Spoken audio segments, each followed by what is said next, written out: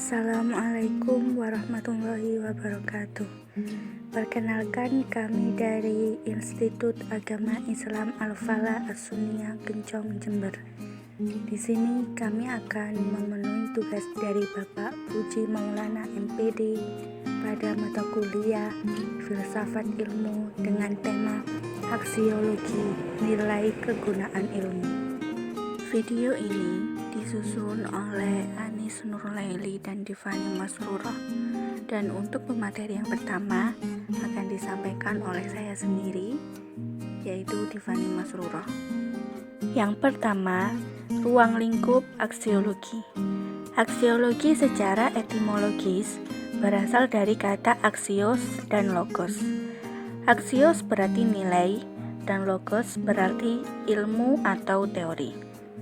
Aksiologi adalah suatu ilmu cabang filsafat yang membahas tentang nilai secara teoretis, sehingga aksiologi juga disebut teori of value atau juga bisa dikatakan dengan teori nilai.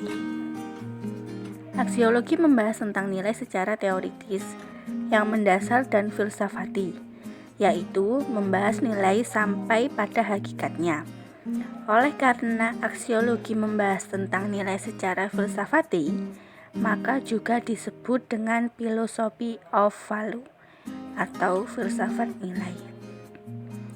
Aksiologi adalah cabang filsafat yang menganalisis tentang hakikat nilai yang meliputi nilai-nilai kebaikan, kebenaran, keindahan, dan religius. Aksiologi adalah cabang ilmu yang membicarakan tentang orientasi atau nilai suatu kehidupan. Aksiologi disebut juga dengan teori nilai, karena ia dapat menjadi sarana orientasi manusia dalam usaha menjawab suatu pertanyaan yang amat fundamental, yakni bagaimana manusia harus hidup dan bertindak. Teori ini atau teori nilai aksiologi ini kemudian melahirkan etika dan estetika. Dengan kata lain, aksiologi adalah ilmu yang menyoroti masalah nilai dan kegunaan ilmu pengetahuan itu. Contohnya, pada ilmu mekanika, tanah dikatakan bahwa kadar air tanah memengaruhi tingkat kepadatan tanah tersebut. Setelah dilakukan pengujian laboratorium dengan simulasi berbagai variasi kadar air, ternyata terbukti bahwa teori tersebut benar. Ilmu ini bermanfaat meningkatkan kesejahteraan dalam bidang pertanian. Selanjutnya adalah latar belakang sejarah. Para pemikir dari Ionia pada abad ke-6 sebelum Masehi berpandangan naturalistis dan materialistis bahwa hakikat segala realitas yang ada adalah air atau api atau udara atau apeiron, yang semuanya pada dasarnya unsur alam yang dapat diamati oleh indera. Para pemikir abad Yunani kuno tidak hanya berhenti pada pandangan yang bersifat kealaman dan naturalistis ini, sehingga kemudian berkembang pandangan yang idealistis. Para pemikir abad Yunani kuno mulai berpandangan adanya unsur hakikat yang tidak dapat diamati oleh indera. Para filsuf Yunani kuno dalam usahanya memahami hakikat sesuatu yang tidak indrawi tersebut, di samping menemukan esensi yang abstrak, konsep dan hubungan objek ideal dengan objek yang indrawi, juga menemukan gejala-gejala lain berupa fenomena psikospiritual dan von Dizzy menyebut dengan istilah gejala psikis yang terdapat pada gejala hidup manusia. Realitas atau segala sesuatu sebagai objek pemikiran rasional, bukan hanya batu, hewan, sungai, dan gunung, serta esensi, konsep, bilangan, dan hubungannya dengan unsur ideal, tetapi juga pengalamannya berupa suka dan duka, harapan dan perhatian, serta persepsi dan memori. Gejala-gejala hidup yang bersifat psikospiritual ini berpengaruh pada pandangan manusia mengenal nilai. Gejala psikospiritual yang utama yang berupa perasaan, kehendak, pikiran, percayaan, dan harapan adalah gejala yang tidak dapat ditangkap oleh indera. Perkembangan pemikiran ini kemudian memunculkan penggolongan 3 bidang realitas, yaitu hal-hal yang indrawi atau kebendaan, hal-hal yang abstrak, dan fenomena yang psikospiritual. Slide yang selanjutnya adalah faedah praktis aksiologi. Aksiologi membahas tentang nilai-nilai secara teoritis filsafati, sehingga tidak langsung bersifat operasional. Faedah praktis aksiologi akan tampak apabila dieksplisitkan dengan menghadapkannya kepada berbagai masalah kehidupan yang dinamis atau selalu silih berganti melalui refleksi yang rasional, sehingga akan terungkap makna faedah praktisnya. Faedah praktis aksiologi bagi kehidupan manusia dapat dirumuskan karena nilai-nilai adalah dasar bagi perubahan. Nilai mempunyai 2 segi, yaitu intelektual dan emosional. Kombinasi kedua segi tersebut akan menentukan suatu nilai dan fungsinya dalam kehidupan. Apabila dalam pemberian makna dan pengabsabannya terhadap suatu tindakan unsur emosionalnya sangat kecil, sedangkan unsur intelektualnya lebih dominan, maka kombinasinya disebut dengan norma atau prinsip. Norma-norma akan selalu luhur apabila terus-menerus dilaksanakan dalam pola tingkah laku dan pola berpikir suatu kelompok.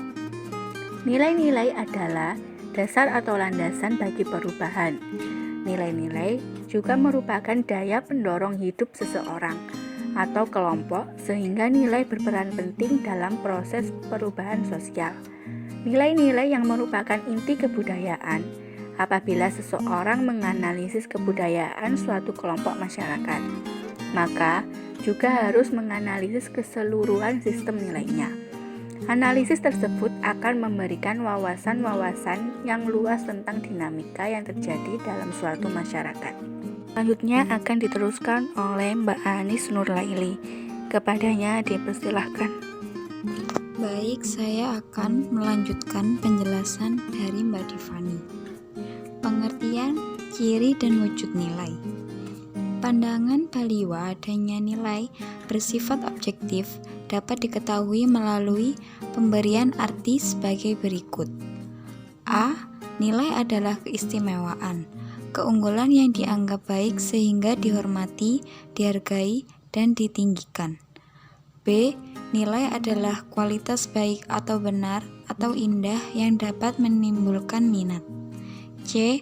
Nilai adalah kualitas preferensi, yaitu kualitas yang disukai dengan kesepakatan minat manusia.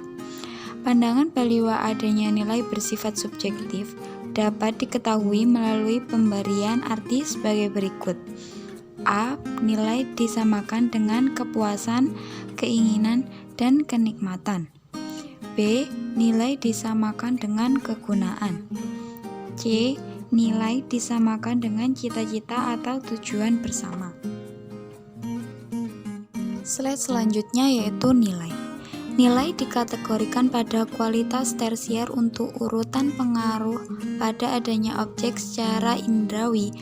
Nilai dikategorikan pada kualitas tersier untuk membedakannya dengan 2 kategori kualitas yang lain. Pemberian kategori ketiga kepada nilai tersebut bukan berarti nilai adalah jenis kualitas yang secara hierarkis di urutan nomor 3. Nilai adalah kualitas yang berbeda dengan 2 kualitas lainnya sehingga tidak dapat diurutkan secara hierarkis. Nilai akan lebih tepat disebut sebagai kualitas yang tidak indrawi meskipun bukan objek ideal. Nilai adalah kualitas tidak indrawi yang menyebabkan objek yang dilekati menjadi lebih baik dan unggul. Nilai adalah kualitas yang dapat menjadi milik semua objek. Nilai meskipun tidak indrawi tetapi bukan substansi dan tidak memiliki unsur kesubstansifan. Nilai merupakan ada yang bersifat parasitik, artinya tidak dapat ada tanpa didukung atau melekat pada objek yang berwujud indrawi. Objek yang berwujud indrawi menjadi pengemban adanya nilai. Nilai sebelum melekat pada pengembannya merupakan kemungkinan yang ada di intuisi psikospiritual. Yang terakhir yaitu ciri-ciri nilai dan wujud nilai. Ada beberapa ciri-ciri nilai. Yang pertama, nilai sebagai kualitas tidak empiris. Kualitas adalah suatu sifat dari suatu objek yang merupakan bagian dari objek tersebut dan dapat membantu untuk mengenalnya dan melukiskannya atau mendeskripsikannya.